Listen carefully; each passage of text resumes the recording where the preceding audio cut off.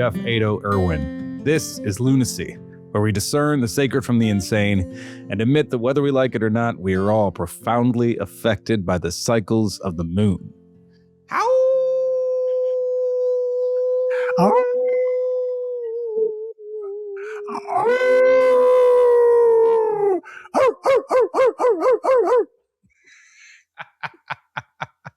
That's good. You needed a little coaxing. That was it. An extra verse. Extendo howl. I like it. That's good. Lucy is a Luminary podcast. My luminary guest today is Father Sean O'Leary. Sean is he's a priest. He's a teacher. He's a former priest. He's a priest that got kicked out of the Catholic Church. My favorite kind of priest.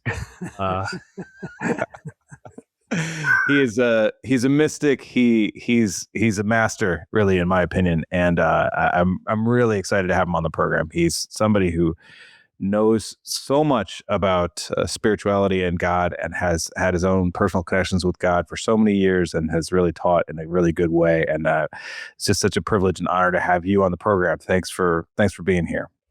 A million thanks to you, my brother. Yeah.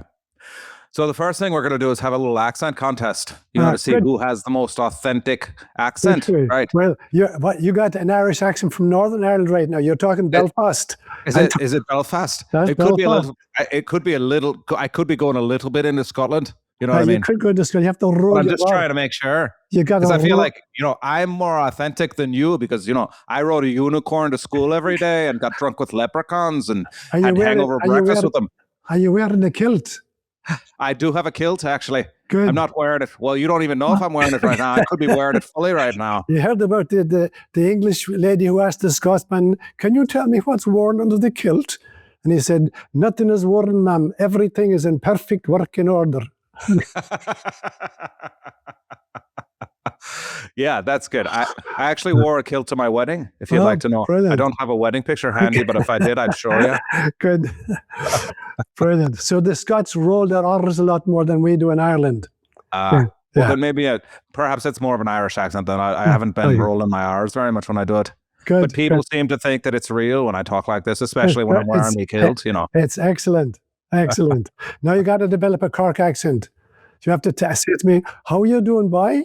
Where are you from now? Are you from the north side of the river or the south side of the river?" Because it's very important. There's two very different accents. Very important. The north part of the river and the south part of the river in Cork have very different accents. So where are you from? I'm from the north part. From the north side. From the north part. What we call a noddy. You're a noddy. Oh, this is fun. Great. So yeah, I'd love to hear maybe, Sean, I've looked at a lot of, I've listened to a lot of different podcasts that you've done and looked at your work, but if you could maybe just give us like a nice sort of brief synopsis of how you got to where you are. I know that you spent time in Africa and you obviously were a priest, and I know that you come from Druidic heritage, and that there's a lot of ancestral lineage with you being kind of in this, I guess, in this role in some capacity, or in your ancestry, that road has been paved for you to be a mystic and I know it's hard to say and then accept, but you're a wise elder. I think that's pretty easy for you to maybe accept. I can agree to the elder part. I'll be 80 in 2 months' time. Whatever the wise part is out. I don't know. But yeah, if you could just give us a little bit of color around your history, that'd be great, so people know who you are. So I'm the firstborn of a firstborn of a firstborn. And so I was raised actually by my paternal grandparents for the first 6 years of my life, because their youngest child, my uncle Noel, was 2 months younger than me. I was born in October 1946, and he was born in December 1946. So we were basically raised like twins for the first 6 years. And my great-grandmother was still alive at that stage. She died when I was 10 years of age. And she was a total mystic. For her, Mother Mary was more real, than you are to me right now. And she would talk aloud to Mary during the day. And I would presume that was the norm. So I was only privy to one side of the conversation, but throughout the day, she would talk to Mother Mary. So we have a phrase in Gaelic for that. We call it a chailoid, And the Choeloid is a thin place. It's like a portal between the dimensions. It's where the veil between the mystical and the mundane is diaphanous. And she could walk through it. Little kids do it constantly, obviously, but she could do that as a woman in her 70s. And so I was raised for the first 6 years, presuming that the dialogue with the other side was normal. And then Wow. at age 6, I got taken by my maternal grandparents, and I had a grandfather there whom I called Daddy Jim, who was basically a druid. He was the best storyteller I've ever come across in my life. Mm. He was a great Irish musician, and he was a great Irish step dancer. So I got the two pieces, like Celtic mythology from him, and mystical Christianity from her. So that was kind of the start. And then I went to school, finished high school, went to college. I majored in pure mathematics and mathematical physics, and then spent 8 years in the seminary studying theology and scripture. And then the next 14 years in East Africa, in Kenya, where I had the opportunity of learning 4 different languages and being involved with 4 different cultures. So that was hugely important for me. So at one stage when I was still in high school, I began collecting Irish proverbs. And in Gaelic, a proverb is called Sean Ochel. And Sean Ochel literally means ancient words. So I'd go from house to house in the village asking the elders, give me a Sean Ochel and tell me in what context you might use it. And I collected 432 over the summer, and it was printed in a little booklet in the school. But I remember one old man in the village telling me, he said, if Christianity had never come to Ireland, we could live according to our proverbs. He was absolutely right. And when I went to Africa and had the privilege of working with 4 different languages, I would say the same thing. If Christianity had never come to Africa, you could live according to your proverbs. Because I believe that proverbs are the distillation of the wisdom of a culture. So I invented a word many years ago that I call mythish. And mythish is sacred wisdom articulated in story form.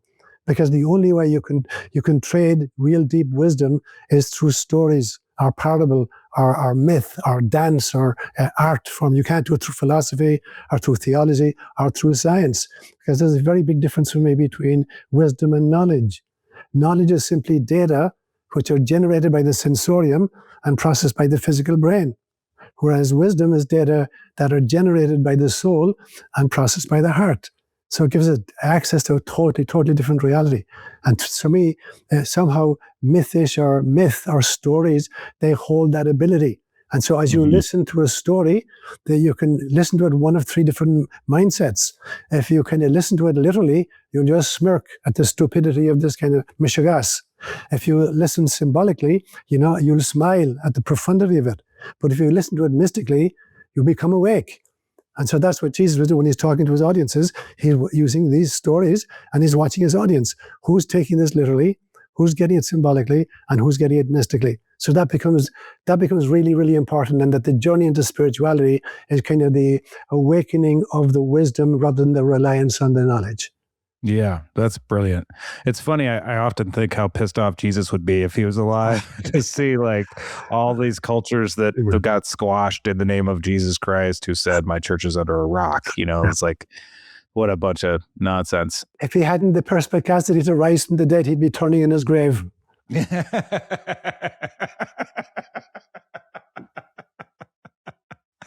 Yeah, exactly. Yeah, it's funny to me how much it's interesting. I also wanted to mention that you are the second ex-priest teacher that I've had in my life. The first one was a man named Father Ben Wren, who was half Japanese and half half European, and he passed a long time ago. But he taught Zen Buddhism. He was the first Jesuit to ever be denied tenure. That's his claim to fame, because he was teaching paganism. And as a man, he was really an incredibly brilliant teacher. And he also taught Christianity from both from a Christian perspective, from a Christian mystical Meister Eckhart perspective, and also from a Buddhist perspective, Zen, and was very interested in all of those activities, including drinking ayahuasca and doing folk dancing, and that get us into a state of oneness, of actually experiencing oneness, of experiencing God, koan study, and so forth. Really like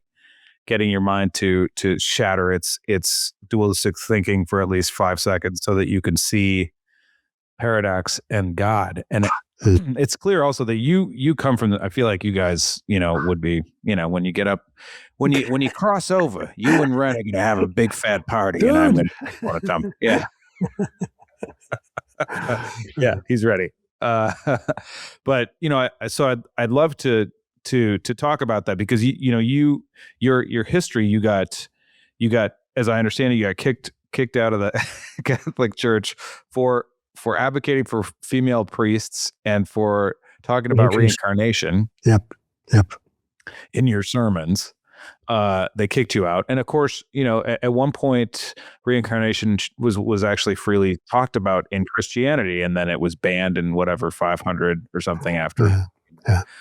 So, let's just get into that a little bit. As far as because I personally, I feel like you represent much more of like an actual apostle or disciple of Jesus. Somebody who was closer to what he was actually teaching than the.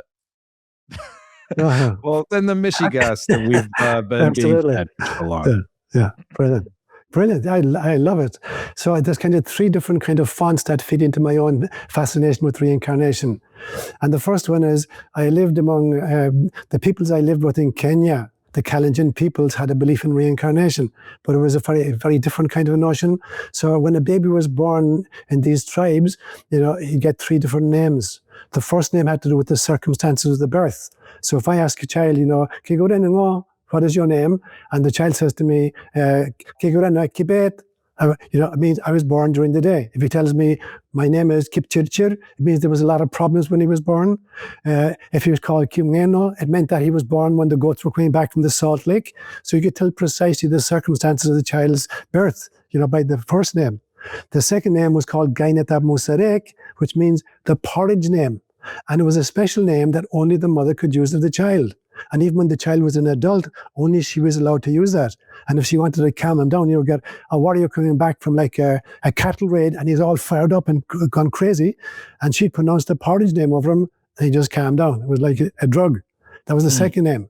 And the third name had to do with which of the ancestors was being reincarnated into the family. So 3 or 4 days after the child was born, they bring in an elder who know the ancestry of the child, and he starts naming out the ancestors in chronological sequence. And when the child sneezed, they would say, that's the guy that came back. And if after 5 or 6 weeks, the child proved to be really, really cranky and colicky and upset, they think, we got the wrong ancestor here, and he's objecting. So they go through the ceremony again, and they get the right ancestor, and the child will be fine afterwards. Whether it was the extra attention or not, I don't know. But so that was their form of reincarnation that had happened within the tribe. And I subsequently found out that the kind of the Inuit people of Alaska had the very same notion. When an elder was dying, they would take a piece of charcoal and they'd put a mark someplace on the elder's body. And then for the next 2 or 3 years, they'd watch for a child being born to see if there was a birthmark that was exactly the same as the charcoal mark in the same location in the body. So this notion that we recycle within the kind of the lineage. So that was my first exposure to it. And the second exposure then was when I began to read the scriptures, that there were stories in the New Testament that obviously spoke of reincarnation. There's a story in Matthew's Gospel, chapter 17, where Jesus, the week before he dies, takes Peter and James and John to the top of Mount Tabor.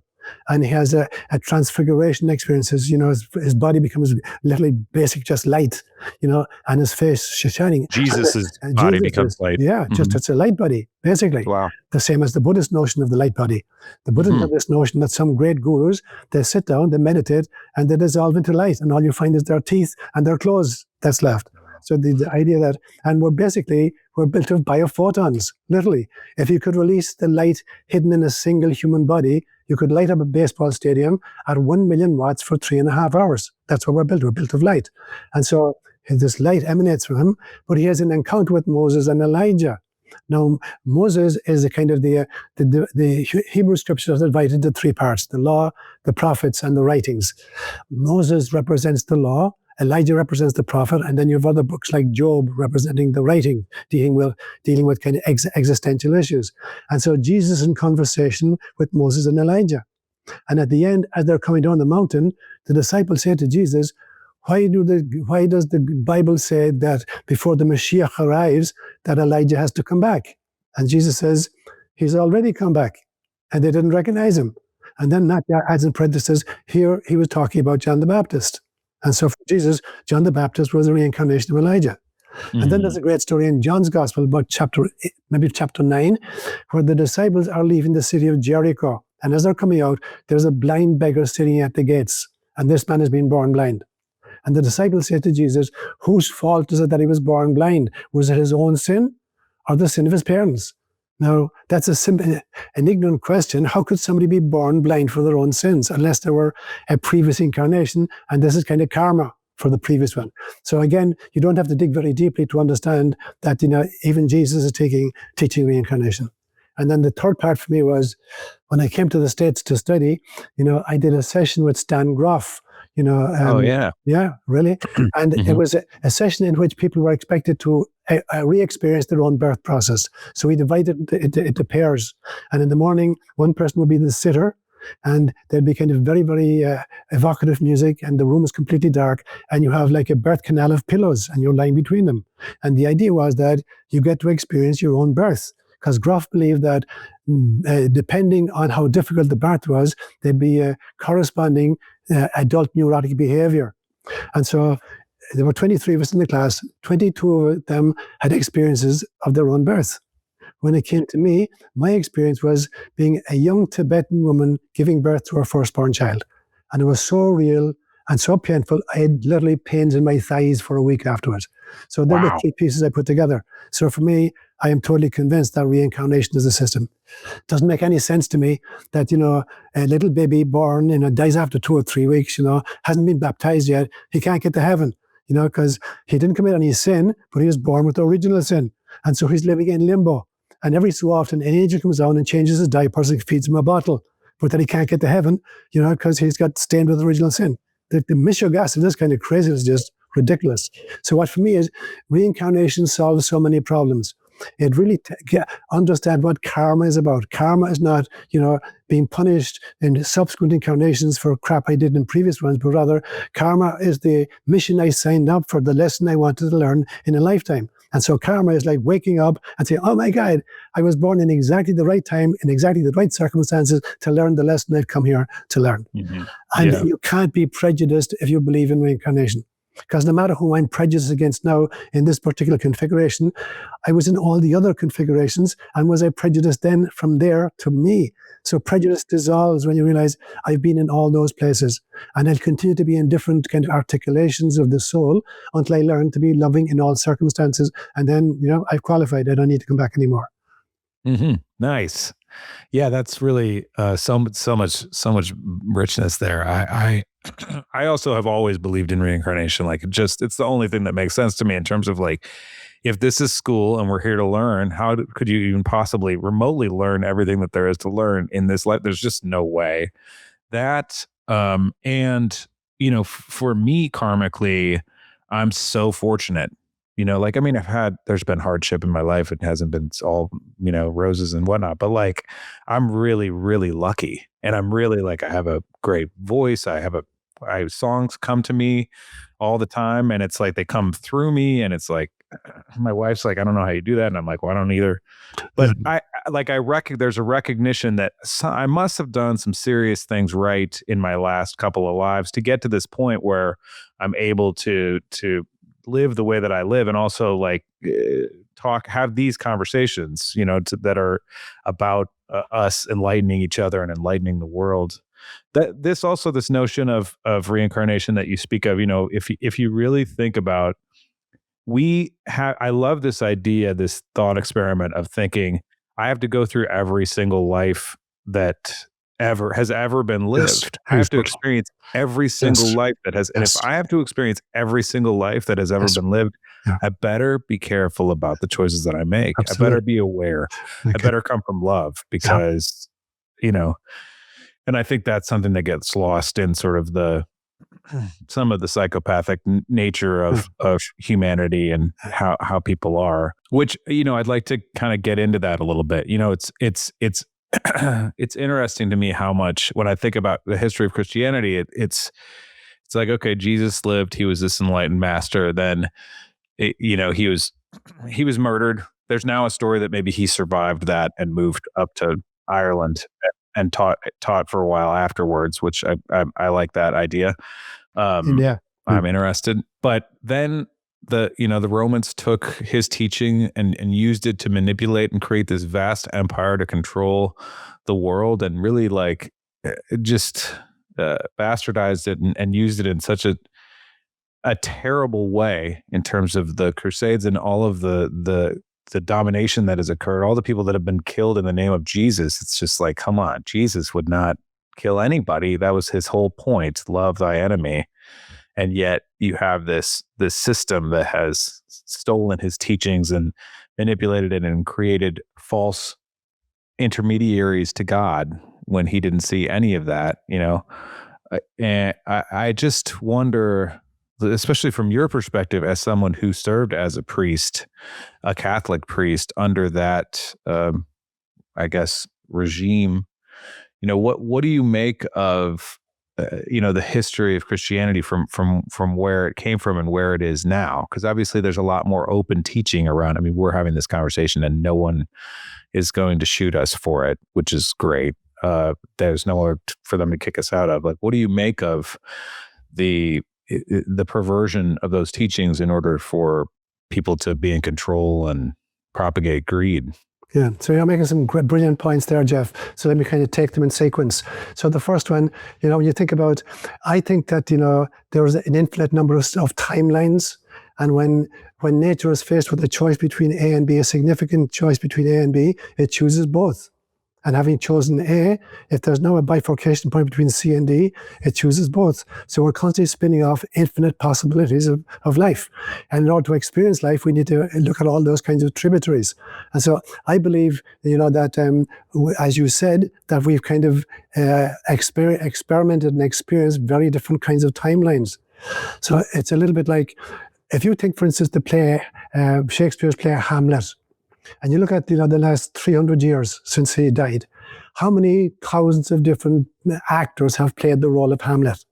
And they're not identical, even though the text is there. They played it very, very, very differently. So everybody's going to put their own imprint on it. And so I really believe that there are timelines in which you can be literally airlifted or parachuted into an existing person and asked, I want you to take over that person's life and see what you can do with it. Could you be airlifted into Hitler and see if you can do something with that extraordinary character? Could you turn that, into light somehow?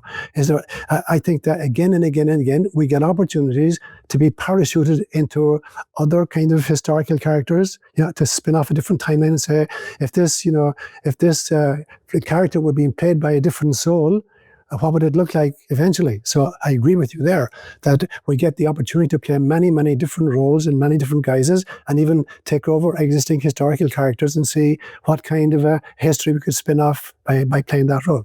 That's the first thing I would say. The second thing I would say is that when you look at, I gave a series of lectures a few months ago to my own community that I called The Long, Slow Ride from Inspiration to Inquisition. And I see this happening not just in religion, I see it happen in politics, in entertainment, in education, in economics, again and again and again, this surge for power. And what happens is you get some kind of an inspiration. And then there's a charismatic prophet who articulates that really, really powerfully. And then, this guy is so charismatic that he attracts some kinds of followers. That's stage 3. There's a group gathers around him.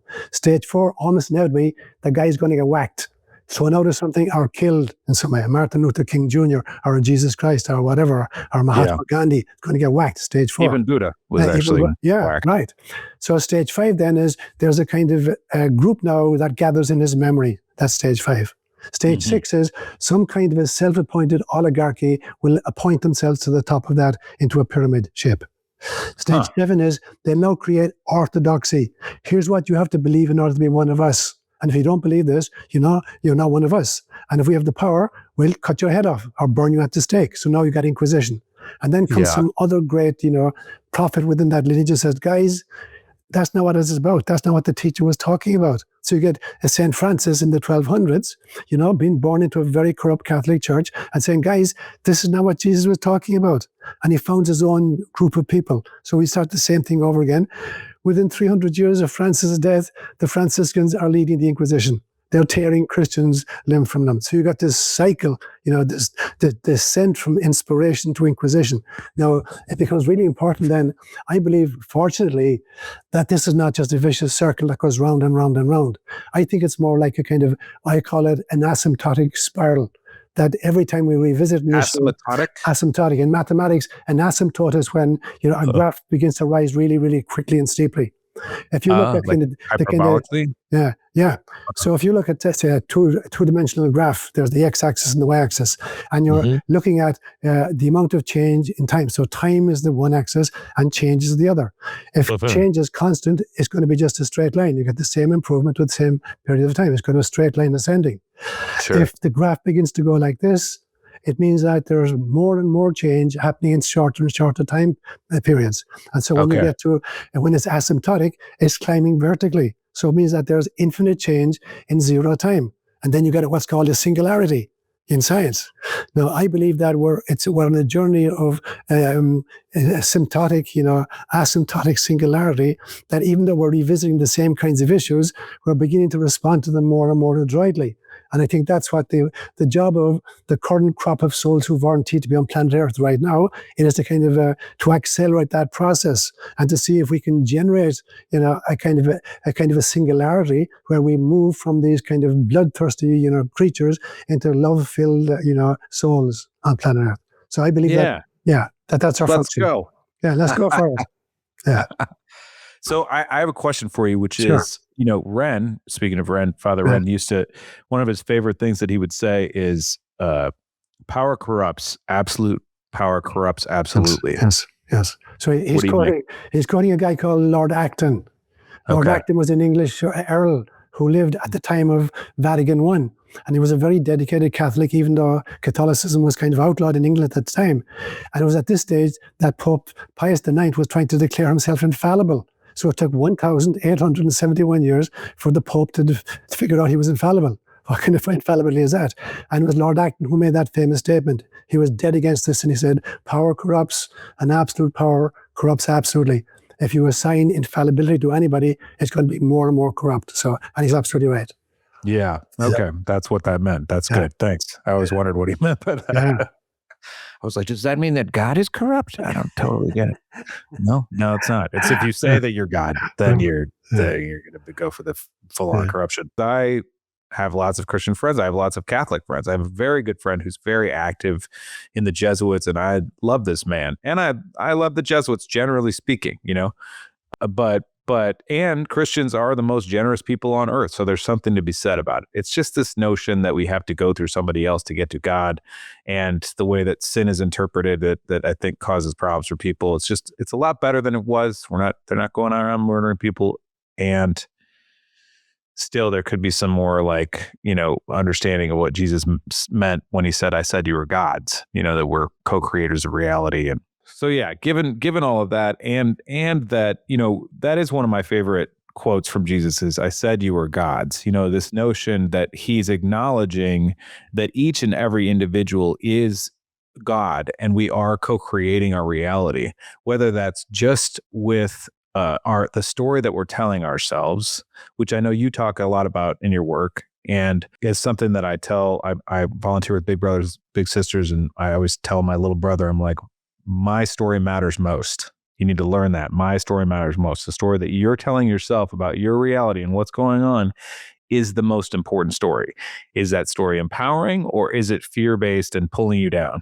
And that's constantly what I think we need to analyze as people who are interested in being more, living in a more enlightened way, being more enlightening in our lives. So I wonder what you make of that, how much, not just how much we have veered off of the path from what Jesus meant when he said, I said you were gods. And I'd also love to hear kind of your interpretation of that, but also coming back to radical responsibility for our lives, and how that can open up a gateway to really understanding and feeling God in our hearts.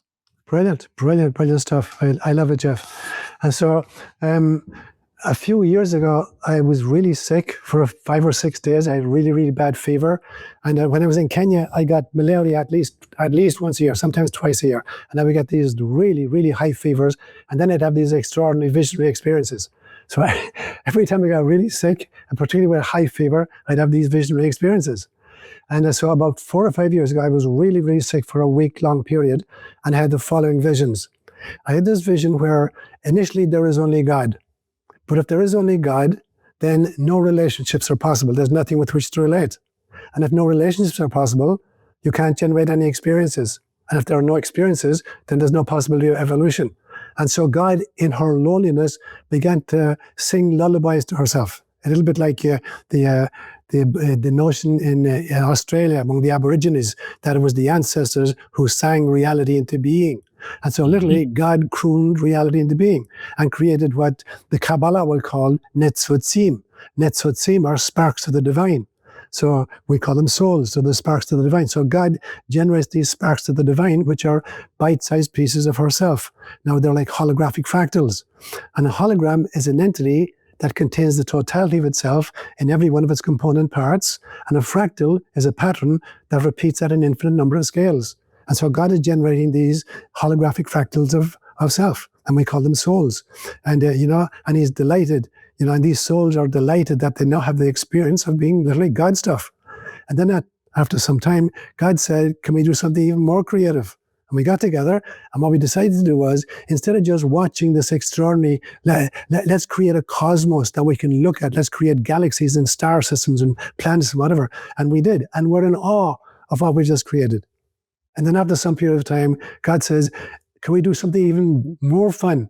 And the decision was, let's create avatars of ourselves and insert ourselves into the cosmos so we can experience it from the inside out. And so we create these different dimensions of our incarnation, all the way from angelic beings down to three-dimensional humans. And we inserted ourselves into it. And now we're experiencing what Buddhism will call Turiyatita. In Buddhism, Turiya is the witnessing consciousness that does not identify with the epiphenomena.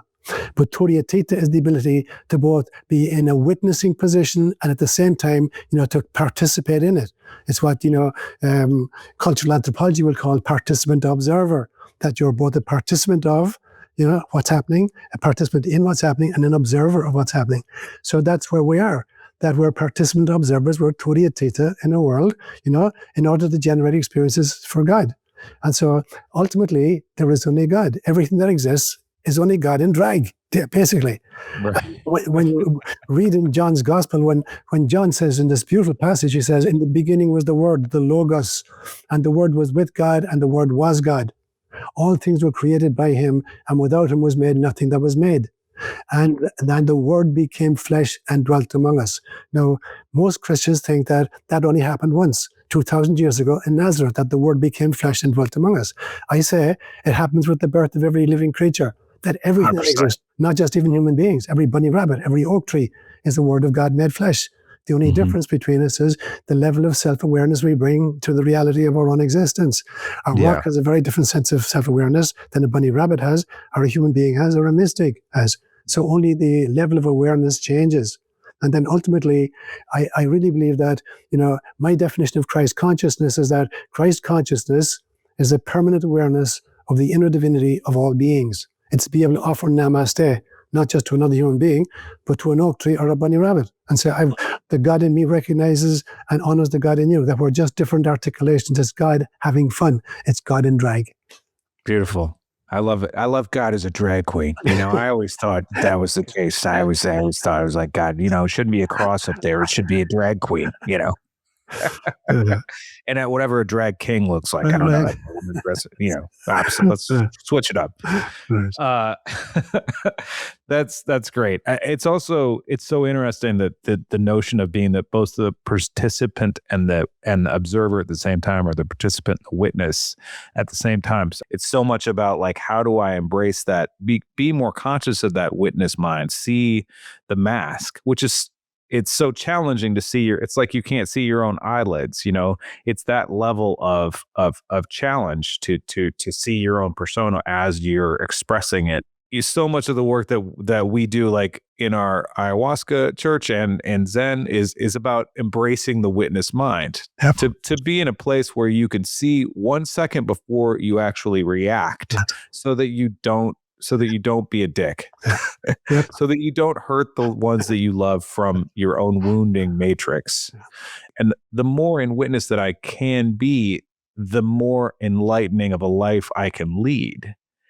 And also, that's the trick that we played on ourselves to get into this reality in the first place. The ignorance. Absolutely.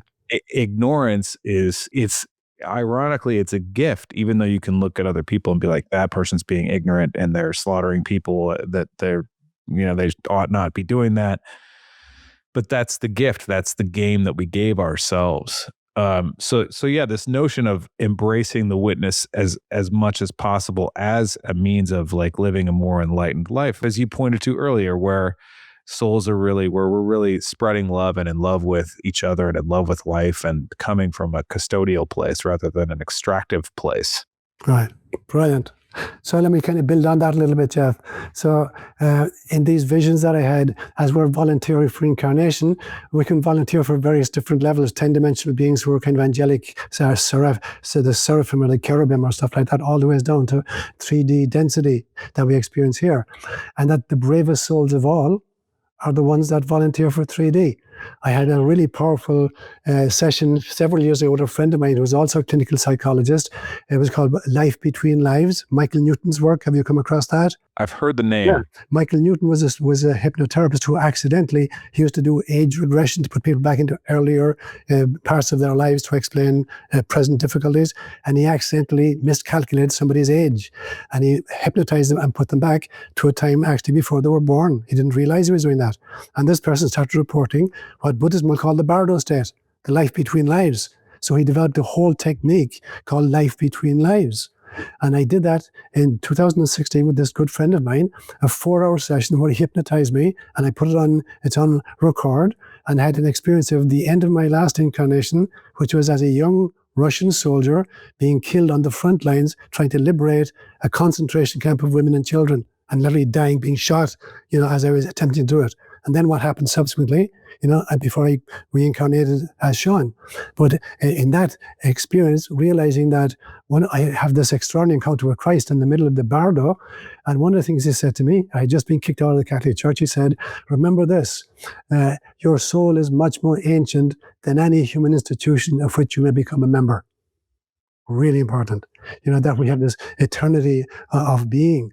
But then when we volunteer for incarnation, we take on 4 limitations, and we do it in order to kind of play hide and go seek with our own divine nature.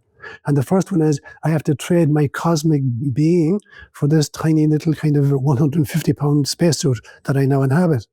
The second thing is I have to trade my kind of cosmic intelligence for this little 3-pound mass of wetware that I carry between my ears. The third thing is, my brain is so small, I can't grok the entire gestalt, so I have to break up reality into these bite-sized pieces and process them sequentially, giving rise to the illusion of time. And the fourth one is, I have amnesia for who I am, where I came from, and what the fuck I'm supposed to be doing here. And so here I am laboring under these 4, limitations. But that's the beauty of the search. It's just, if you're that limited, could you still remember that you're God? And could you still recognize the divine in other people? And that's the kind of that's the task of incarnation, is that's somehow to attain some level of witnessing consciousness that allows me to navigate the vicissitude of incarnation and not forget that not only am I God, but everybody else I encounter is God as well. Yeah. Incredible. Wow. Mind blown. Okay, we don't need to talk anymore. I'm completely enmeshed in the singularity right now. Honey, we're God. That's it. And we're done. We're done here. Good. All right. Hopefully all wars will instantaneously cease on the planet and peace will prevail. Hallelujah, brother. Go have your soup. No, it's really, really brilliant. It's funny.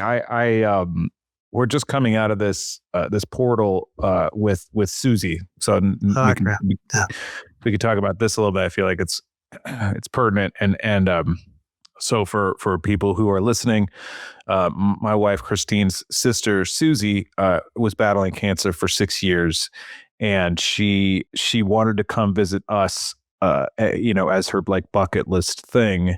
And when she said that she wanted to come visit us, I immediately said, she can stay. And it was one of those moments that was just like, yeah, that's the right choice. And I sort of looked back and went, you just signed up to watch someone die, right, dude? And then, but at the same time, I was like, yes, that's who I am, that guy. It was kind of a nice thing for me because I was like, oh, that's the kind of guy that would do that, and also that's where I am in my journey. That I'm open to playing that role, and I also saw that like for my wife, Christine, she really wanted to be with her sister when she passed. And it was like really important to her to be of service to her. And for us to go where they live would have been challenging for everybody.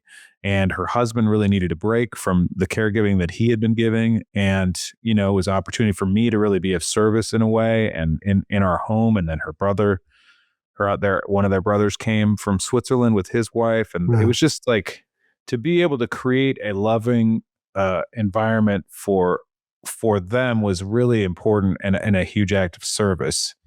And by the way, Father Sean and I were supposed to meet just right after that happened, and Father Sean also prayed for her and for us in that process. And so of course you could talk about that, but just to sort of paint the picture and where I'm going with it a little deeper, we really wanted to create a space for her to die in a loving way. And these are some of the lessons that we learned. One, she immediately started making phone calls to everyone that she knew and ever loved and telling them how much she loved them. And then they would just like, hey, I don't have much time left. I want you to know how much I love you. And of course most people would reciprocate. People reacted differently. They couldn't handle it sometimes. And they would come back later and say, oh my God, that was incredible. But most of the time, it would just be, people would be crying and just so moved by the experience, which who knows what kind of ripples that's going to send in their lives. Yes. Once she completed that part, then she started to decline even further. The question that we were asking ourselves, which was guided to me by a friend who's a spiritually interested person, shall we say, is as she was like, do this homework, ask yourself, how do you want to show up for Susie? What kind of a space do you want to create for her? Write that down, which for me, of course, was like love, unconditional, total permission for her to leave, for her to depart, and acceptance. And then how do you want to, well, that's the kind of space. How do you want to show up for her? Like with compassion, with love, with joy, with celebration of who she is.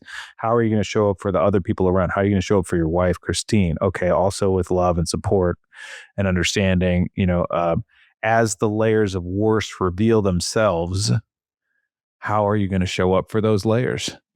Like recognize you're going to see some failing things. It's going to be ugly. How are you going to show up for that? Okay. Also with compassion and understanding and like respect for the cycles of nature. That really created a space for us to be able to hold her. And I'll say that, when she did pass, not only did I have like a full experience of total chills all over my body before she passed that on the same day, but also it felt very much like she accomplished her goal. Like she had a smirk on her face when she was passed. There was a little Mona Lisa thing going on there. And it occurred to me, one of the profound lessons among so many is like, she had seen a medium previously who had said to her that she died in childbirth in a previous life. Okay. Her whole life, she had trouble saying goodbye to people. If you went to her house, she would have a real problem saying goodbye to you where you left. Yeah. And so then in this last 3 weeks, it just felt like that was the purpose of her life, was to be able to say goodbye appropriately and properly and having the courage to tell people. And she fulfilled that mission. Like it feels like that was her soul's mission and she accomplished it. And even the circumstances leading to her demise, I want to say, to her departure, like she had this cancer. She kept getting bad breaks. They would say, oh, this only happens to 2% of the people, like those kind of things. She was given the wrong chemo and, there are all kinds of mishaps and missteps, which I'm not going to get into here, which are partially results of our, Western medical kind of system, but also part of the plan, like she was meant to die this way, as challenging as that was for her. And this was all set up so she could like knock that out of the park. say goodbye in a good way, spread the love that she had to give to people so they could really see it. And it really transformed my vision of what life is about in terms of like, oh, wait a minute, maybe we're just living our purpose all the time. And if we tune into what that purpose is, then we have a greater experience of what it is that we came here for, a greater experience of divinity. That's beautiful. It's really, really beautiful. And so, I mean, I think I said that to you in one of the emails we exchanged, Jeff, that you and your wife particularly were like death doulas for her, because I'm totally convinced that, we're surrounded by angelic beings at our coming and at our going. Nobody is ever born unattended, even if it's in the middle of the bush and the mother is delivering a baby on her own. She is not alone, that they're angelic beings who are ushering the child into incarnation, and that there are angelic beings who are ushering us out of incarnation. I sometimes like to think that, that all of life, when Jesus was on the cross, there were 7 statements attributed to him.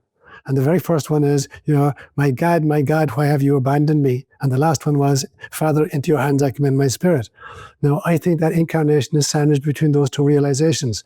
That when we wake up in human bodies for the first time, we say, my God, what the fuck am I doing here? Why have you abandoned me? And when we exit by saying, Father, into your hands I commend my spirit. So the soul knows, okay, this is why I came. I've accomplished my mission. I'm so happy to be going back. And even though we volunteered for incarnation, as soon as we experience incarnation, we realize, my God, what did I just sign up for? And so I think that there are birth doulas and death doulas at both sides of the veil, angelic beings at one side and humans at the other. And so you're being death doulas in the sense that you're providing the ideal circumstance, for Susie to exit in exactly the way that was in fulfillment with her incarnational purpose. And that there are beings at the other side, maybe family members who preceded her, or angel guardians, a Christ figure at the other side saying, well done, Susie, you're welcome home. So what you did is really beautiful, because it's really, really important that rather than fearing death, we see death really as kind of just sloughing off this mortal coil, and identifying once more with our infinite soul self. Yeah. It's really inspiring. And it was such a privilege to be a part of it. Absolutely. We feel so many blessings are already, even not just that greater understanding of like, hey man, maybe it's not so complicated. Maybe just keep it simple, bro. Yes. Maybe you don't need to worry about like all these things that I want to accomplish. I want to win a Grammy or whatever, I want to do in my life, which for the record, I would love that. But that's not really important. What's important is like, oh, maybe if it's just that I sing my song to one person that really feels some transformation, or maybe it's just that maybe I fulfilled my purpose in helping Susie to cross over in a good way. Maybe that's it. Maybe I'm done here. Like maybe it's just simple. Maybe there's not this pressure that I think I have felt in my own life, and so many of us feel. I gotta get it. I gotta make sure that no. Maybe it's just to be in a loving place. I also want to comment on, you talk about these angelic beings, and I know some of my listeners are totally down with that, and others of my listeners is like, what is he talking about? Look, I can't prove angels exist, but I can't prove Wi-Fi exists. Mm-hmm. Right. And yet I'm using Wi-Fi, and there would be no program without all this technology that's going on in the background in places that we can't see. So this notion that just because I can't see it or prove it doesn't exist, well, obviously technology is an example of that. And really, I guess my litmus test is, does the notion that angels exist, does the notion that there's a higher plane of existence and God exists, and all of the various contemplation and schools and Hinduism and Islam and Christianity and all of the studies of that, does that exist for a reason, and does it authentically resonate with me and my heart and my own experience?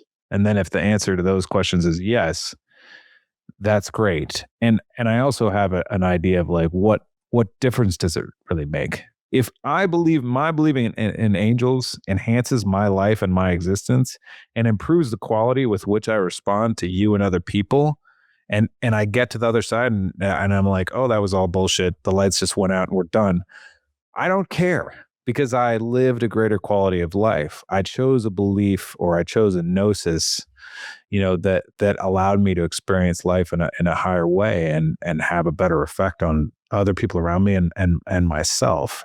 Absolutely right. So the image that's coming to me right now as I listen is like somebody who's monolingual and only speaks one language, hearing somebody else speak a different language, it sounds like just ignorant grunts. So if you don't know the language, you can't make sense of what the experience is. And so very, very often these kind of materialistic scientism that thinks that if it's not measurable, it's not real, that's total ignorance. It's like the equivalent of taking a mathematical formula written on a piece of paper and thinking you can understand it by smelling the paper. You're not going to understand the formula by smelling the paper on which it's written. You have to have a deep knowledge of what the symbols represent. And so anybody who's experienced an altered state of consciousness realizes that there's a gradation to the kind of the level of reality and the impactful nature of the experience, as distinct from just what our sensorium delivers to us. So anybody who's stuck in a sensory modality, who confuses, as I say, knowledge with wisdom, they have the ways in which they measure reality is really pathetic. They're measuring only according to kind of the weight of something, or the length of something, or the temperature of something. Whereas if you've had altered states of consciousness and you've been exposed to very, very different levels of reality, then your understanding of truth is very, very different. So the good news is you can become multilingual. You can bring that back down here. And that basically is the only difference between a schizophrenic and a mystic. The schizophrenic is bilingual, but the schizophrenic is speaking French and English, is coming to England and speaking French and nobody understands him, and goes to France and speaks English and nobody understands him. The mystic knows if you're in France, speak French. If you're in England, speak English. And so having access to many languages, the trick is, what is the appropriate language to use in this particular situation or this particular culture? And that's where the mystics win out. That mystics are not these kind of dreamy-eyed, hermits, who have no idea how to fry an egg, or boil a cup of water. But rather, they know what the appropriate articulation of their experience is looking like for a particular audience. So you're not going to cast your pearls before swine, to use Jesus' phrase. You're going to make sure that you're looking at your audience. And I think Christ was brilliant at this. As he scanned his audience and he's speaking in parables, he's getting who's getting this, who's kind of interpreting this literally, who's interpreting it symbolically, and who's interpreting it mystically. And that can be very, very different. The very same story is going to have radically different effects on different audiences. So I think, for instance, that the great storyteller, is like a surfing instructor, who hands you a board and points you at a wave. He's not going to surf the wave for you, but he's going to tell you how to do it, and he's going to give you the equipment necessary and point you at the wave which is appropriate. And so it's the realization that, stories are not about information, they're about transformation. Now, when you listen to a great storyteller, you fill in the details yourself because you're going on a journey, you're on your own surfboard. You're not crawling on the surfboard of the storyteller, which is why I think that audio stories are more better than visual. Because in the visual, a lot of the information is being given to you. You don't have to use your imagination anymore.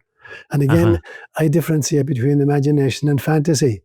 Fantasy is the ability to make up stuff that's not real. Imagination is very different.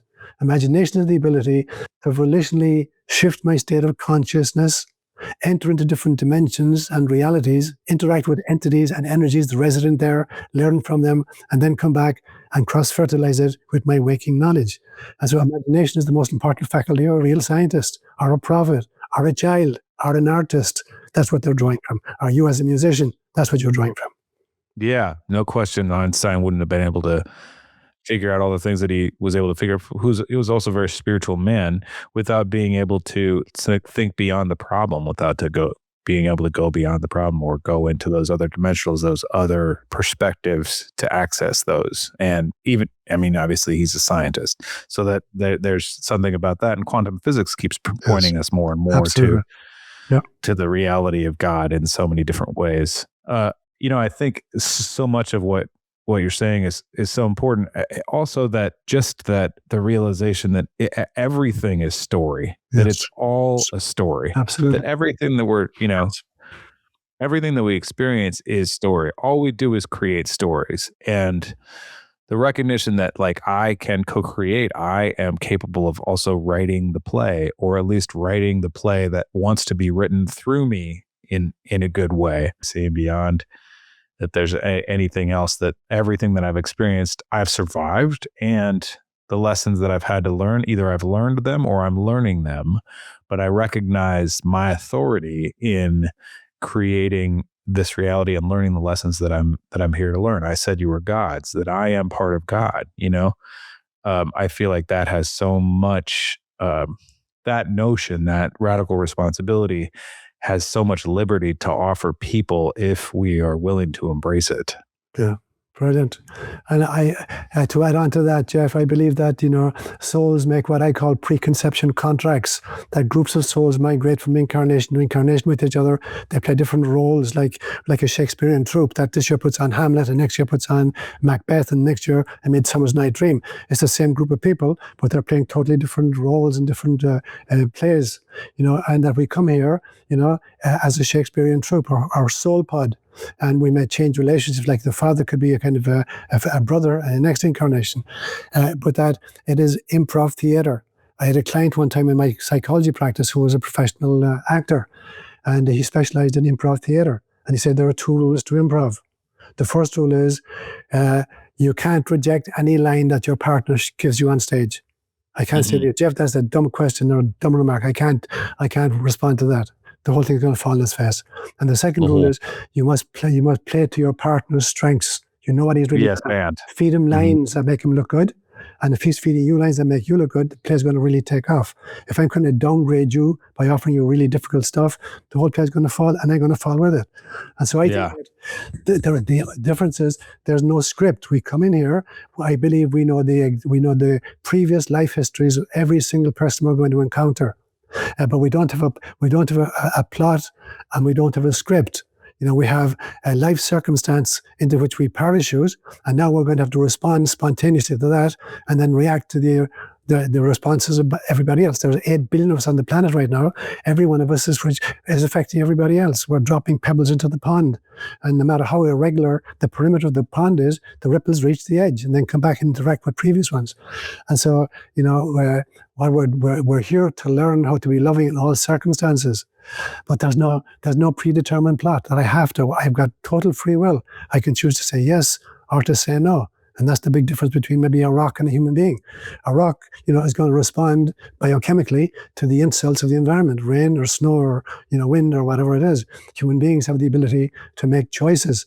And those choices allow us, to delay our awakening, or to accelerate our awakening. Mm-hmm. Yeah, that's brilliant. I pray that, everyone on the planet, really just starts to look from that direction, to look from how is it more that I can live, even asking the question, how can I live a more awakened life? How can I be more awake to my own existence? Having a good contextual question can really totally transform your life. One of the things that we talk a lot about on this program that I'm fascinated with is, this idea of having a love operating system, that we've inherited this fear-based operating system, this scarcity matrix, as Charles Eisenstein calls it, and which is contrary to the abundance makers of nature that we witness every day, wherever we go, the food that we eat, etc. We've inherited this fear-based operating system. Well, how do we have a love-based operating system? And for me, so much of it is just asking the question, how do I love more? How do I be more loving in my life? How do I give and receive more love in who I am and how I be in this world? Just keeping it really simple. Just asking that question can totally change. And then that question is like a guidepost. It's like, the origin for me of all of this is like, I love to go snowboarding. Okay. And so when you're snowboarding, I'll ask myself, how do I relax more? How do I avoid tensing muscles that don't need to be tensed just because I'm scared of how the mountain is going to respond to me? How do I relax more into my stance, into the weight of the mountain, into my body, into the gravity? Well, then that transforms how it is that my body response. I'm not thinking, well, you need to relax your quadricep right now. And, I'm not having those thoughts. I'm just asking the question. It has an effect, like a direction, like when you're acting, you're thinking about what's your intention, what's my goal, what's the gift that I'm being given that to respond to, like an improv, like you're talking about. So the question guiding us, how do I love more in this life, then transforms how it is that I respond to other people. Yeah. Brilliant. And I think that in some senses, compassion is kind of the activation of love. And for me, there are 4 kind of aspects of compassion. I call them the 4 C's. And the first one is confirmation. Attaboy, Jeff, you're doing a great job. That's one way of being compassionate and loving. The other way is cooperation. We're members of a team. You're the quarterback and I'm the kind of the whatever, the scrum half or whatever. We're both of us are needed and we cooperate with each other. Not everybody's playing the very same role on the team. And so cooperation is the second part of compassion. The third one is compensation. I drop the ball and there's going to be an interception and you grab it and keep it with our team. So compensation is the third way of being loving, and compassionate. And the fourth one is confrontation. There comes a time, when you got to call people out in their shit. The kind of the quarterback who refuses to get rid of the ball and wants to kind of score a touchdown every time he gets it, and he gets sacked every time. And so at some stage he's going to be benched. And so we have to kind of be able to confront when it's appropriate. I would say that 75% of compassion is about confirmation, cooperation, and compensation. But there comes a time as well when we need to confront, both within ourselves, and in our communities of various kinds. So the trick then is to find the balance between the two, so that I'm not just a negative person, who's got upset with everybody. At the same time, I'm not glossing over real abuse, like pedophilia in the Catholic Church, and just turning a blind eye to it. That I have to confront that and call it out.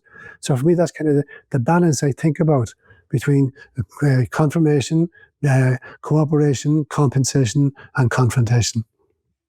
Beautiful. That's beautiful. One of the things that you talk about in your work is evil. Yes, and you talk about how, there's evil where, I'm making a conscious choice to ignore a precept that I've learned to inflict pain on another person when I know that that's the wrong thing to do, but I'm doing it anyway because I get something out of it, or I have not cleared that wound. So maybe let's talk about that first. Sure. Let's split them up. Yeah, right. And so in some senses, that's the oldest problem in theology. It's called theodicy, the problem of evil, where do bad things happen to good people especially. And when you look at it, it's a multifactorial equation. Why do bad things happen? And the first thing, I remember years and years ago, I've been seeding my dreams since 1979.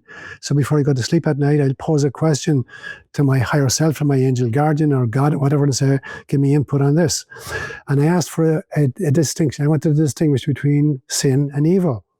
And the definition I got in the middle of the night was, sin is simply the infraction of a culturally created precept. It's breaking a human law.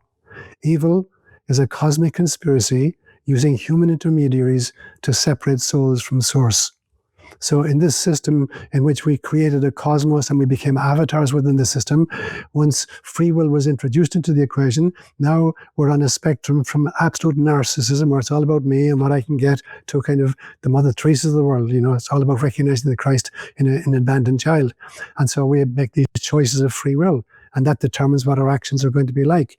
Now, I think that the fact that there are beings out there who are much, much more intellectually or technologically advanced than we does not mean that they're more morally advanced than we. And so I think that, the same thing, like I see somebody, making 2 dogs fight with each other, dog fighting, and dogs savaging each other and putting bets on it and say, oh yeah, go get the bastard, whatever. And so you're literally getting off on the torture of living animals, or bullfighting, killing a living being to kind of entertain 40,000 people in the stands. And so I think there are beings out there, literally, there are maybe non-physical beings who feed energetically from human distress. So watching human beings be anxious or depressed or angry, it generates an energy off which these feed. And so I think that there's sometimes, make a kind of Faustian agreements with living human beings. The human being says, give me power, and I'll trade my soul for it. right now. And so I think a lot of the evil in our world right now is actually being generated from outside of the planet. More of it is being generated from our own kind of refusal to move along the spectrum. We're all born, I call it A Street to B Street. A Street is where I'm born, and I'm born as a total narcissist, and it rightly so. I need for warmth, I need mother's milk, I need cuddling, I need protection. I can't do anything for myself apart from burp, and poop, and breathe. That's all I can do. So I'm a total narcissist. And I'm not even conscious of that. Exactly. But then as I age, I need to move more and more towards service to other people until finally I cross the 50%, right? And I realize I volunteer to be here now to help humanity grow or whatever. And you wind up eventually where you're totally dedicated to love. Now, a lot of people are stuck at the narcissistic level. And so this total narcissism firstly, it generates greed, and then envy of others, and violence to take from them what I want for myself, and then warfare, and we do it on a cultural basis. And so that's the incarnational journey. How quickly can you become aware of the fact that you must move from your narcissism as an individual, or as a family? How to move from that to a place where you recognize literally the divinity in everybody else, including your enemies. It doesn't mean that you have to agree with them. It doesn't mean that you don't have to confront them on their shit, but it means that, there's still God there operating through them. And for me, that's the real journey. And that's telos, when Jesus says very famously, you must be perfect as your heavenly Father is perfect. We totally misunderstand that. The New Testament is written in Greek, and the word in Greek for perfection is the word telos, T-E-L-O-S, from which we get the English word teleology. And teleology means to be attracted toward a goal.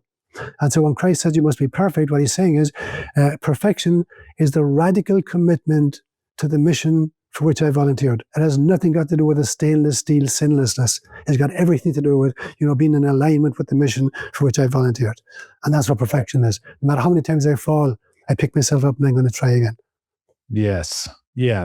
And it points to the evolution of the individual, and that we can't learn lessons without making mistakes. And even the notion of sin itself, right? Which refers to archery. Like, missing the mark. Yeah. You're absolutely 100%. You're going to sin. Sin is not a bad thing. Sin is part of the process. Your mistakes are not a bad thing. They're part of your process. You cannot win without failing. It's about how many times you get up, like you say. Oh, there's another piece there that I was just thinking of. Come on, brain. Come on, you got it, dude. Jiggle it around in there. You got there's something. There's a good piece, I'm sure. Something about that. Stick your finger in your ear. Shake it up. No, you didn't go in far enough. That's work. I can see it coming out the other end. Today on Lunacy, Jeff gets brain damage from. One of the examples I love to use, Jeff, is if you ever go to an English pub and they're playing darts. Have you ever seen that? Yes. So there's a dartboard, and you got these four, you try to hit the bullseye. Now, if I were to hang a sheet in between you and the dartboard, and I force you to throw the darts over the sheet at the dartboard, which you can't see, you can't possibly improve your aim. Because feedback, the essence of learning is repetition and feedback. And if I'm not getting feedback, I can't improve my aim. I don't know whether I'm going too far to the right or the left or up or down. And so sin is just a feedback mechanism where I learn, from previous efforts, what worked and what didn't. And that's what karma is. Karma is not a punitive mechanism. It's a feedback system that says, I did this in my last incarnation, and here's what happened. If I'm happy with the results, to keep doing it. If I'm not, let me change what I've been doing. Yeah, exactly. Yeah, exactly. That we have to recognize that. Oh, and then that also feeds into morality and this idea that we have to, and you speak of this too. It's like there's this idea that we have to live this perfect life, in order to be with God. And so therefore we should feel guilty about the fact that we don't, which guilt and shame are like, two tools of the devil, according to a lot of teachers that I know. And they drag you down. If I'm feeling shameful or guilty about who I am, carrying this weight for having made mistakes that I was meant to make, that I couldn't even not make without, like that just doesn't serve anybody. And yet we get stuck in that matrix and then that feeds into our own victimhood instead of like our own elevation. Like forgiveness is such a valuable tool, forgiving myself. And it's hard to actually look at myself and go, okay, you know what, I know I did that, and I actually do forgive myself.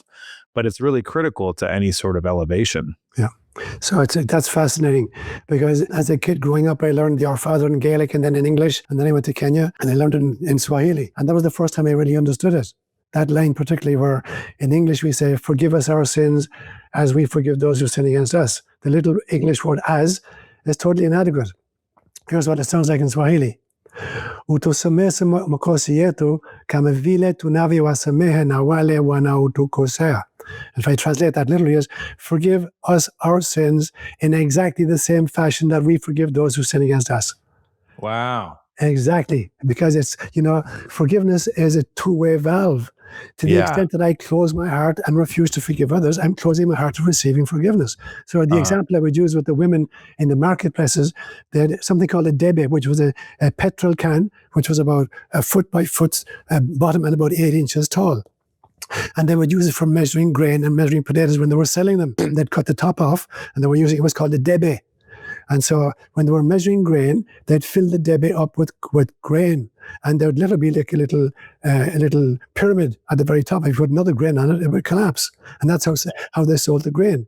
But when they're selling potatoes, they used what was called a crushed debe. They'd punch in the sides and the backside, and then they put the potatoes in. And if there was a big spud cut in the middle, the entire bottom of the bottle could be empty. And it appears full because it is stacked up.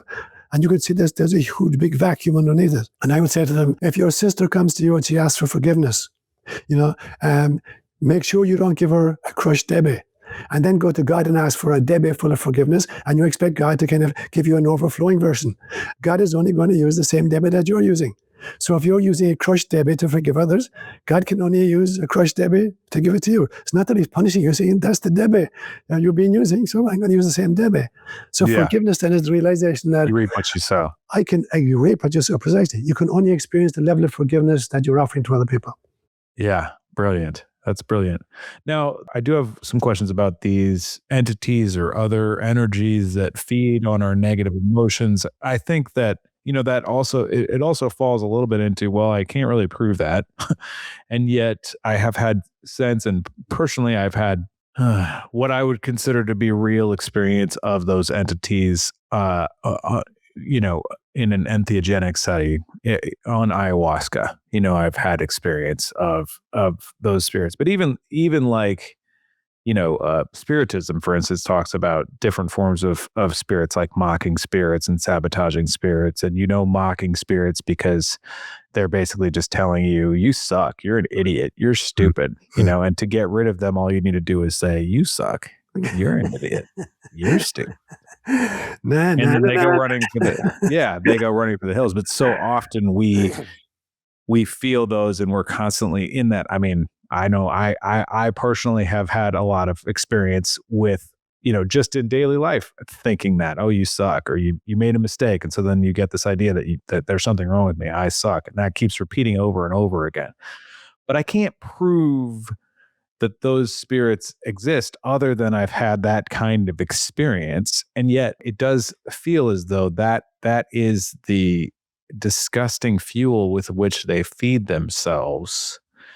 And they're doing a service in a way, because they allow me to sharpen my sword and see, so that even those entities that you could say are doing evil and separating me from source are also helping me to strengthen that muscle, so that then I can see my relationship to source even much more grandly. So I guess that opens up this whole can of worms of like, well, everything's part of God and you can't get rid of it. And yet there are entities that are working to create situations where, people want to watch dogfighting, like you pointed out, or whatever stupid shit, or murder other people, or treat other people as fodder, or whatever's going on in every single war on the planet right now.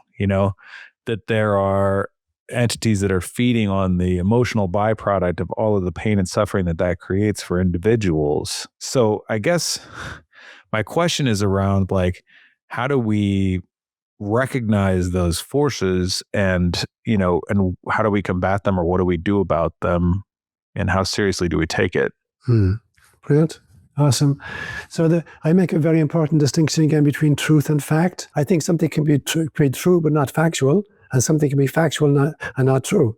And Buddhism will go further and say there are things which are both true and factual, and there are things which are neither true nor factual. So my definition of truth is that something is true if it transforms me and aligns me with God. And something is ultimate truth if it transforms me radically and aligns me permanently with God. So that's my definition of truth now. If I take that then, so something can be true but not factual.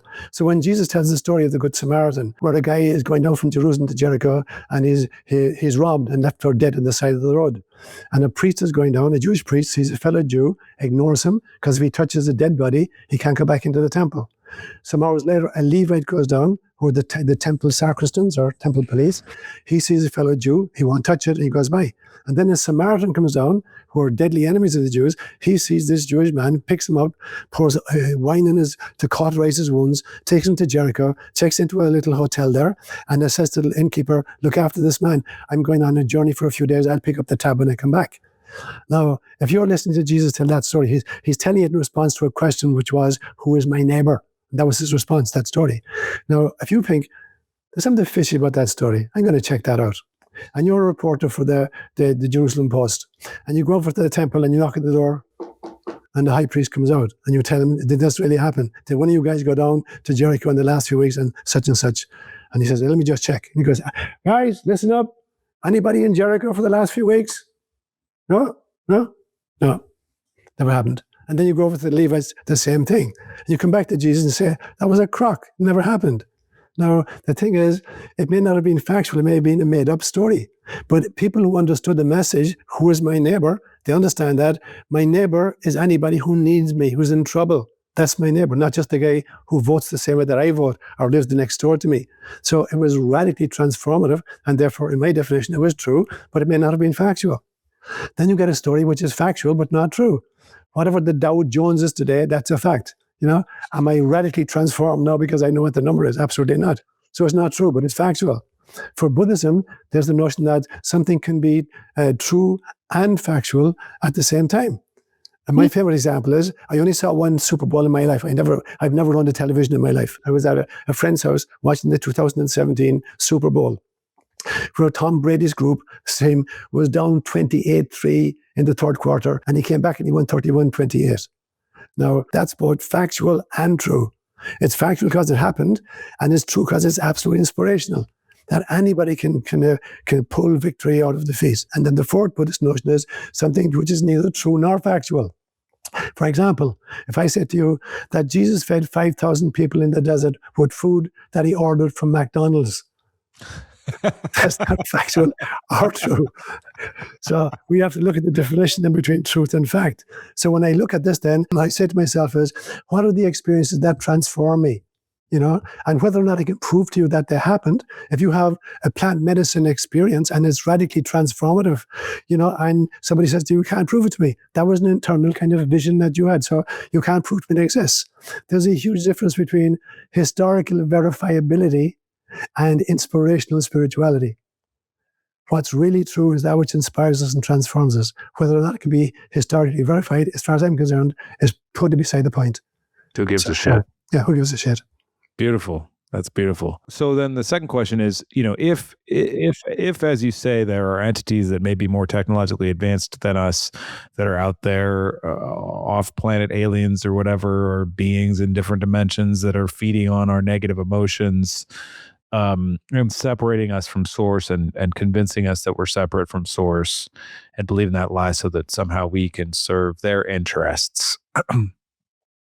What do we do about that? Yeah, it's very important. There's a little creek that runs through my property called Pena Creek. And when my dog was alive, unfortunately she died a few years ago, we would trek down there, hours and hours and hours during the day. And I've been living here since 1994. So that's how many years now? 6. That's 32 years. Yeah. I've only once ever met a human being down there. And it was a guy who got lost on his bicycle on his cross-country bike, and he found a river. He figured out if he came upstream, he'd certainly find a house. And he didn't. He found me sitting at the banks of the river. And I kind of brought his bike up to my house and brought him into town in my truck. But only on one other occasion have I seen a being down there. And it was on the 12th of December, 2012. And I go down there, and there's this kind of, looks like a hillbilly from Ohio, sitting on the banks of the river with his feet dangling in the water. And he's wearing a straw hat, and he's got a piece of grass in his mouth, and he's just chewing it. And I look at him, and I know he's an astral being.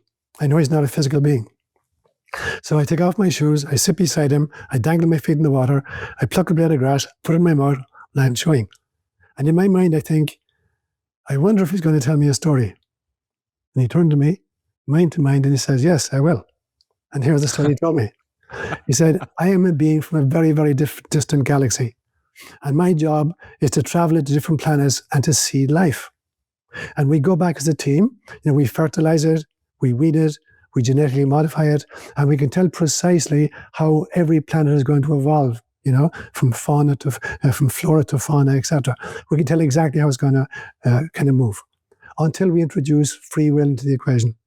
And at that stage, all bets are off. And he said, and we injected free will into your world many, many thousand years ago, and we've been watching what's happening since then. And he said, I can tell you now, your planet is at, he called it a trifurcation stage, not a bifurcation, a trifurcation. And he gave 3 names to them. He said, one group is called Homo sociopathicus. And there are people who regard the planet as their own personal resource, and the beings on it, including human beings, as their personal servants. So he called that Homo sociopathicus. And the second group he called Homo artificialis. And these are kind of cyborgs, transhumans who've been created by Homo sociopathicus to serve sociopathicus' needs. And the third group he called Homo spiritualis. He said, that's the battle right now. You decide which group you want to belong to. But that's the battle going on planet Earth right now. And that's like 14 years ago. And I can see it working its way out. I know what Homo sociopathicus looks like. I know what Homo artificialis is looking like, and I know what Homo spiritualis is looking like. So the job is, which group do I want to belong to? And what does it take to have membership in that group? And what's the mission? What are the responsibilities of belonging to such a group? So let's assume that we're in the third one, which I think we definitely are. So then how do we, I mean, this is something that I don't want to answer the question for you, because why have you as a guest? but I do contemplate a lot. The conclusion I've come up with is like, all I could do is just love more and talk more about loving more. And that is the greatest weapon, because that trumps everything. But, it's like, still it's worth asking, like, Yes. how, if we're in the third group, how do we combat the other 2 groups? Yeah. Really, because I feel like those groups can transform. Yes, and they will transform. They will transform. And that's our function, to be the agents and the leaven. This Stan Grof has this notion called the 4 perinatal matrices, where he believes that there are 4 difficult stages of human embryology. The first stage is, the question is the womb a happy place? Is the child being well nurtured, or is the mother being kind of doing drugs or being beaten up? So that's the first question, is the womb a happy place? The second question is, the contractions have begun, but the cervix is still closed and the child is freaking out. There's no exit. The third stage is the cervix has now opened, but the child is spelunking through the birth canal, and that could take up to 48 hours. And the fourth stage is the child is birthed, the umbilical cord is cut, the child is slapped in the tush, there's a loud noises and bright lights and whatever, and now it's in a radically different environment where it can't do anything for itself apart from breathe and burp. You put him on his belly, he can't even turn over. And so they're the 4 stages. He believes that there are corresponding adult neurotic behaviors attendant upon which stage of the birthing process was most difficult for you. Now I take his work and I apply it to the planet itself. And I ask myself the question is the womb of the planet a healthy place right now for Homo sapiens sapiens? The second question is, have the contractions begun, and is the cervix still closed? And it would appear to be that certainly the contractions have begun, and it may be that the cervix is still closed and we don't know the way out. The third stage may be happening, in which the cervix is open and we're trying to be birthed, but it's a really difficult struggle. And the fourth stage is when we actually get birthed, we're going to find ourselves in an environment and in a milieu which is so radically different that although it's a freedom, it will take time to get used to it. Now, I think that that's what's happening in our world right now. I would claim that we're beyond stage one and stage two. We're in stage three, which is we're spelunking through the birth canal. So our job is to be doulas, just as you were to Susie. To be doulas not just of an individual birth or an individual death, but to be doulas for the birth of Homo spiritualis, and that there are beings at the other side who are also aiding and abetting this process. I had a powerful vision many, many years ago where I saw a vision of the globe, Gaia herself, and I saw every line of longitude and every line of latitude, and where they intersected, there were points of light stationed, like beings of light stationed, and one at the North Pole and one at the South Pole. And I calculated later that's 64,442 beings of light. Now, that's only kind of a symbolic number. But literally, Gaia herself is surrounded by angelic beings, doulas, who are ushering the planet itself into the next stage for evolution. And that there are doulas at this side and that side. There are midwives and doulas. So our job, if we belong to Homo spiritualis, is to be the doulas, preparing the child for birth and nurturing the child as it's born and educating the child how to be in a new area. And how do we do that? We do it through meditation. We do it through spending time in nature. We do it, I believe, really strongly by spending time, quality time, with little children between the ages of 2 and 5. Because they're constantly moving backwards and forward through the veil through which they've just recently emerged. I think watching nature do its stuff, nature has never been given a problem that it can't respond creatively to. I remember this Pena Creek, it floods during the wintertime and it'll be like 18 feet high. But during the summertime, it's down to maybe 5 or 6 feet, and I can wade through it. And I'm wading up there a few years ago. I'm waist high in water, and I see hanging on a tree about 8 feet above me is a wild pig skull. It had been fished out of the river by a branch of the tree when the water was high, and it fished out, and now it's dangling on a branch. Just a wild pig skull. Mm-hmm. And a bird had built her nest inside it, and there's 2 baby birds peeking out through the eyes. I'm looking at this and holy God, nature never loses an opportunity to be creative.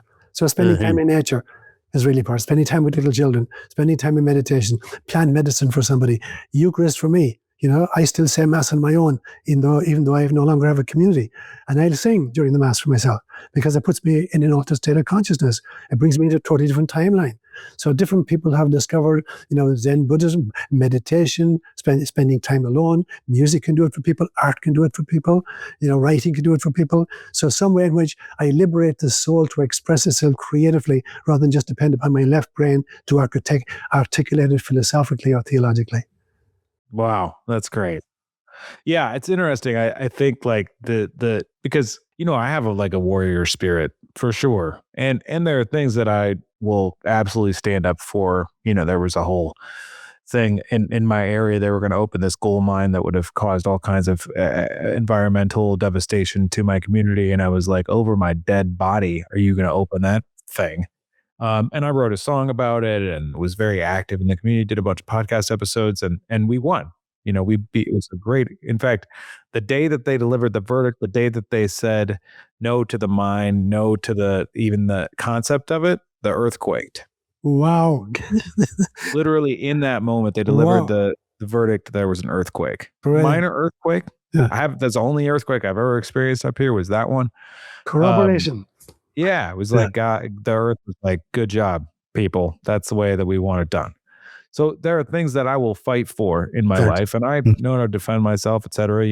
I'm not that I foresee a place where I'll be doing that, but who knows? Yeah. I think it's good to know. Yeah. But there is a warrior spirit part of me for sure that wants to stand up for what's right and do what's right. Yeah. And in terms of like the Homo psychopathus, Homo sociopathicus, yeah.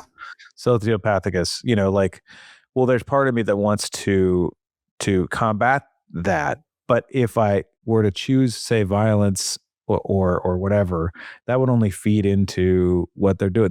That energy would only feed their energy and actually make them stronger. Whereas if I actively love and spread love and give love, that's really the only thing that can win Is that right? Absolutely, 100%. So it's interesting. As I told you, I've been recording my dreams since 1979. I had a dream a few years ago, and in this dream, I'm in a Protestant church as a congregant listening to this young pastor, and he's giving a really dynamic homily, and I'm really, really impressed by what he has to say. But the audience is really upset with him. His own audience is really upset with him that he's really far out. So I come out of the church, I come around to the back of the church, I want to meet him coming out of the sacristy in order to congratulate him and tell him he did a great job. So he comes out, and I said to him, I was really, really impressed with what you had to say. And then he said, I'm the spiritual director for a small congregation called, and I couldn't remember the name of my congregation, which I've been spiritual director for 28 years. It's called Companions on the Journey. I couldn't remember it. And so I found myself in the dream saying, I'm the spiritual director for a small group called Warriors on the Way. Yeah. Wow. And so I'm trying to create a website called Warriors on the Way. And it's exactly as you say. It's not through violence, but it's through the courage of confrontation. What are the appropriate ways to confront evil, and what's happening? So I'm totally behind you there. So we can't be just kind of these pacifists. Jesus says a very interesting thing one time. He says, somebody slaps you in the right cheek, you offer them the left cheek as well. And we think he's saying you just lie down and let people walk all over you. What he's saying is, make it much more difficult for people to strike you the second time than it was the first time. Because you think about it, if I'm right-handed and I slap you, I'm going to be slapping you on your left-hand side. Now, if I turn my face, it is very hard for me to slap you from that. I'm going to have to use the back of my hand, which is far less effective. And so Christ is saying, when you've been sinned against, make it more difficult for people to sin against you in the future. He's not saying just lie down and let them walk all over you. It's about stand up, and be calm to make sure you're making it difficult for the bad guys to be as effective as they were initially. Right. Yeah. And I've heard it said that there's a whole thing about the meek shall inherit the earth. Exactly. But the meek are armed. Yes. Yeah. They have swords or whatever. Yes. Truth. So, there is that. I know for sure I would never invoke violence. And yet also, like I said, I mean, I'm prepared to defend myself. And I just think that that's important. And there's something also about I don't want to die. Okay. But I'm not really afraid of death. Yes. I'm far less afraid of death the more that I contemplate death and think about it and consider what that means. And also having witnessed it in Susie made me less afraid, because I saw what she went through.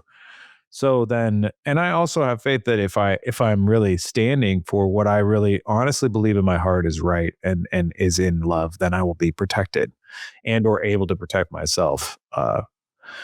It's just, I guess, a question of how is it that we feed that spirit more? Yeah. Right. Have you done, I'm sure you have done much reading on the near-death experience phenomenon? I've mostly listened to a lot of different people talk about it, and I've read a couple of books. I mean, it's really fascinating. I mean, they reckon that somewhere kind of north of 15 million Americans have had near-death experiences, let alone all over the rest of the world. And it's been, even Plato talks about it himself. And so this realization that when you actually experience the other side, that, you realize that the difficult part is coming down here. It's being confined to this tiny little space or with a tiny little laptop.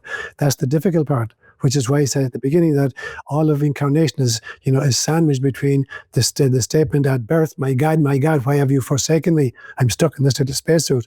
And at the end of life saying, Father, into your hands I commend my spirit. There was suddenly realization, that's my real home. This was a temporary kind of assignment I took on out of love in order to try to wake up people who are stuck in 3 dimensions.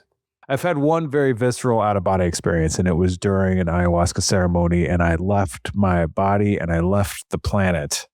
And when I left my body, I started to feel all of the pain and weight. At that time, I was still smoking cigarettes, and that was part of the reason I was doing it, was to quit that habit.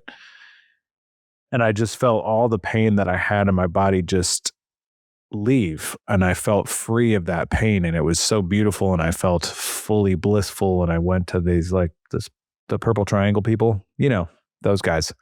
Uh, that was my experience of it, and had some conversation which I'm not allowed to recall right now. I don't remember, but it was like a whatever, some sort of a recalibration consideration. I don't know, something like a reboot, I think. And then I came back to the planet, and I saw myself, like I saw the planet, I saw myself coming back into my body, I saw myself feel gravity and all of the pain that my body had to contain, and I felt back in my body. But in the moments that I was outside, it was like us and them disappeared.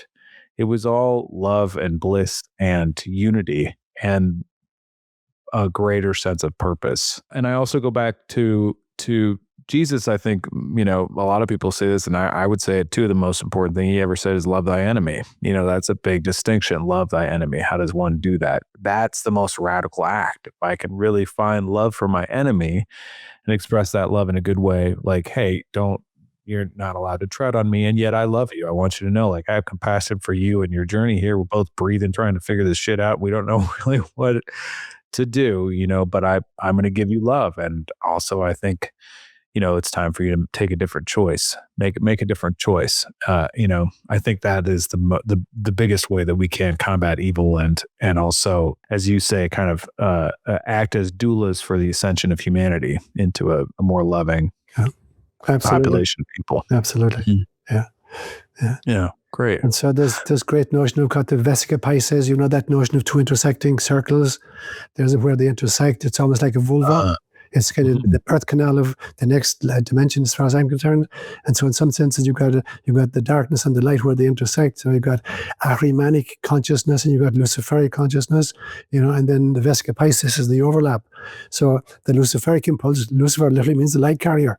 That way we regard as Satan, but it is kind of disembodied spirituality that thinks that the world is evil and we have to escape from it. Kind of a pseudo kind of asceticism on the one hand, and the Ahrimanic impulse is that technology is what's going to save us, and it's all in the darkness of machinery. But that there's an overlap that's called the Vesica Pisces, which is almost vulva shaped, and that's the Christ consciousness, the ability to navigate both the light and the dark, and to create transformation out of the intersection of the two. Wow, that's amazing. Yeah. Cool. Let's go vulva. Amen.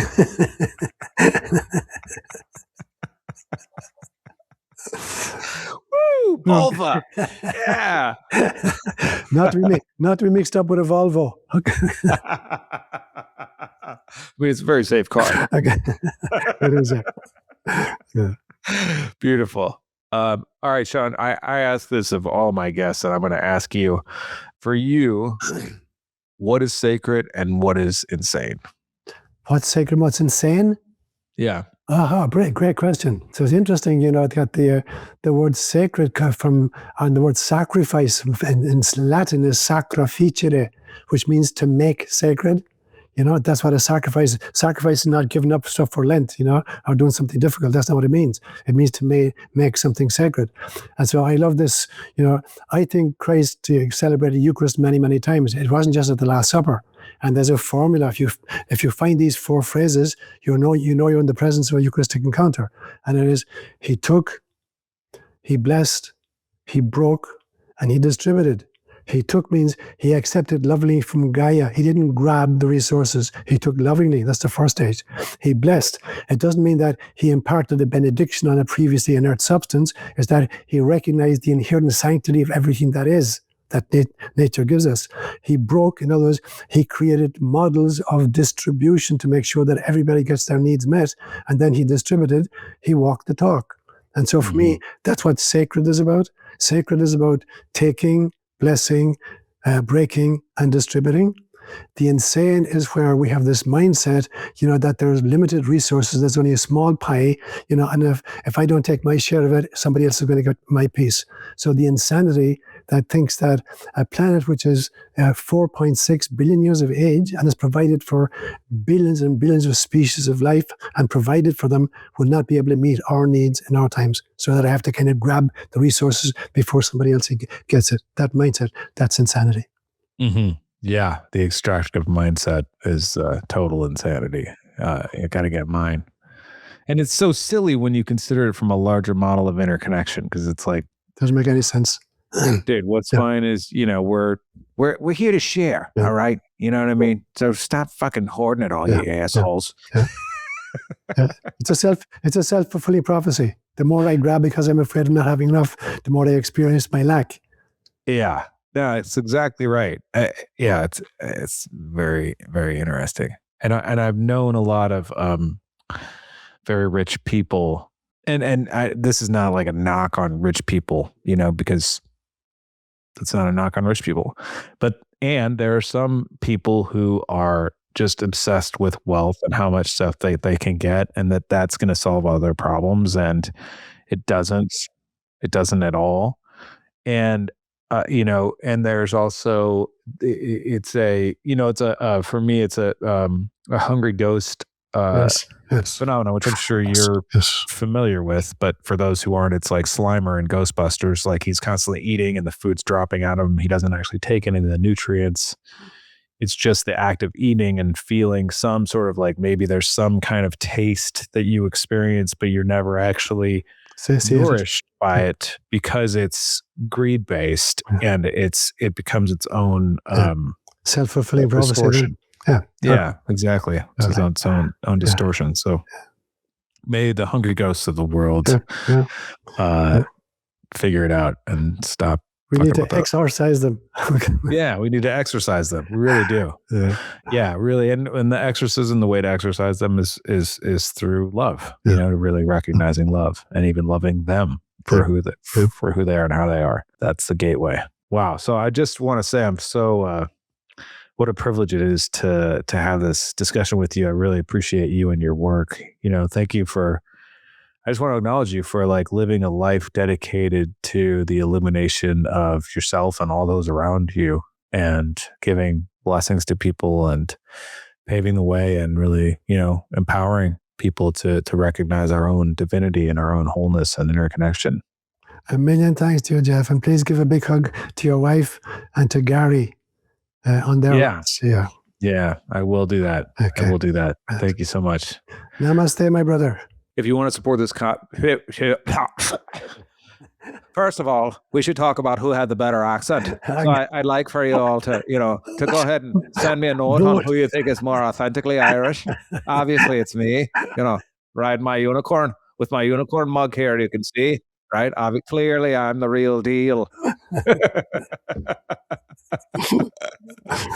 And then also, if you want to support this podcast, go to patreon.com/lunacy. I can't say it. There's a problem. How can you fundraise, Jeff, if you can't even fucking tell people where to give you money? Just put your elbows. Jeez. Like this. Go to patreon.com/Lunacy podcast if you'd like to contribute to the work that we're doing here. Much love to all of you. We will see you next time.